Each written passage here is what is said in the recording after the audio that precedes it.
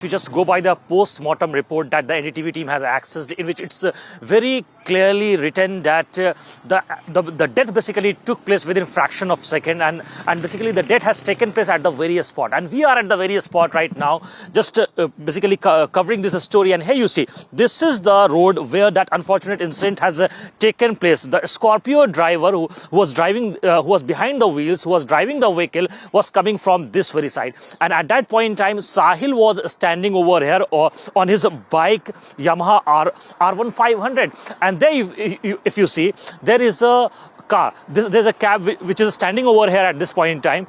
Exactly similarly, when that incident took place on the February 3rd, another similar cab was present over here, a yellow number cab, a commercial vehicle number cab was present over here. From that side, when the car basically rammed into this vehicle, and at that point in time, what we have got to learn that approximately at a distance of 50 meters, the victim was basically pulled over here, and then the momentum and the impact of that vehicle was so high, of that Scorpio in car was so high, that that Sahil basically lost his life, lost his consciousness at that very moment. Right now, I'm also joined by one of the eyewitnesses who were present at that point in time. I'm going to speak to her to get to know the exact version, what exactly transpired at that moment. अच्छा, मुझे ये बताइए, क्या नाम है आपका? किरण नाम है मेरा।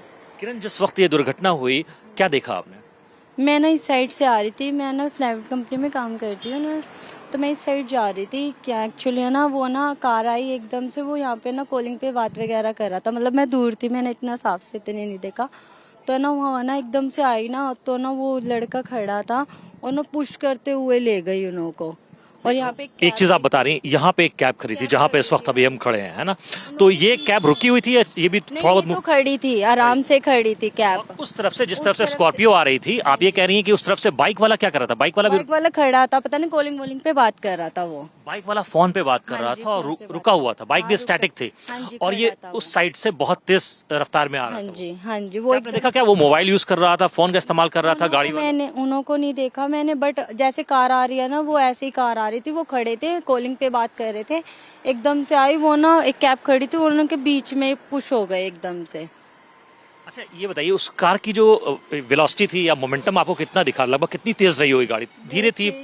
तेजी थी, वो आराम से नहीं थी। अगर आराम से तेज रही होगी अंदाजन? बहुत तेज थी। जब भी तो उनके ना बाइक के ना पार्ट्स बिल्कुल अलग अलग हो गए थे, हेलमेट वगैरह सब कुछ टूट गया था बाइक का उनका। बाइक वाले ने हेलमेट लगा रखी थी उस वक्त? हाँ, नहीं, उतार के हाथ में डाल रखा था ना, कॉलिंग पे बात कर रहा था, खड़ा हुआ था, वो खड़ा होके बात कर रहा था कॉलिंग पे।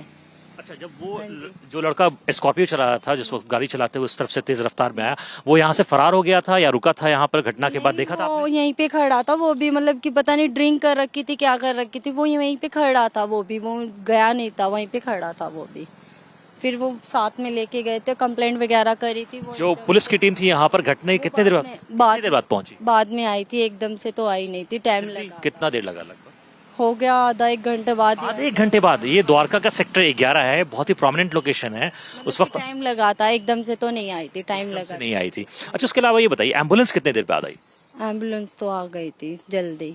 उसको ले जाने में कितना देर लगा यहाँ से स्पॉट पे? जिस वक्त दुर्घटना होती है 11:57 पे पीसीआर की पहली कॉल गई है, जो हमारे डीसीपी से द्वारका से बात हुई है, तो कितना देर लगा था? उसके बाद कब तक देखा आपने एम्बुलेंस को यहाँ से? उसके बारे में तो मेरे को नहीं पता, मैं ज्यादा देर तक नहीं खड़ी हुई थी यहाँ पे, बस थोड़ी देर तक देखा था मैंने, फिर मैं चली गई थी यहाँ से। She was one of the eyewitnesses who has basically seen the entire incident taking place over here, and this is the very spot where approximately what she is basically narrating, that from this very location, the individual who was identified as Sahil, 23-year-old Sahil, was dragged from this very location towards the side of this cab for approximately 50 meters. And right now what we have been seeing, that in this very case, the accused, who is a juvenile, he is out on interim bail because of his board examination, 10th board examination right now.